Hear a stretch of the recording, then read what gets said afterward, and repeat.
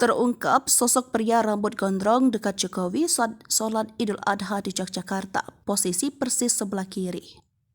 Presiden Joko Widodo melaksanakan solat Idul Adha di Gedung Agung Yogyakarta pada Kamis 29 Juni 2023 pagi bersama masyarakat setempat. Melansir dari Tribun Jogja, tampak masyarakat berbondong-bondong memasuki halaman Gedung Agung Yogyakarta sejak pukul 5 waktu Indonesia bagian Barat melalui pintu timur dan utara.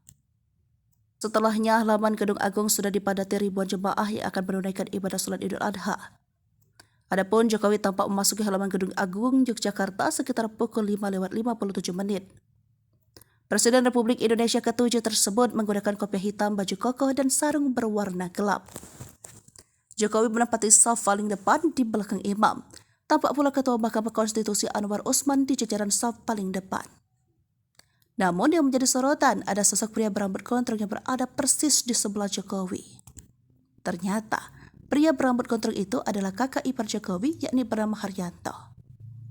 Tak heran jika sosok Haryanto duduk tepat di sebelah kiri orang nomor 1 di Indonesia itu.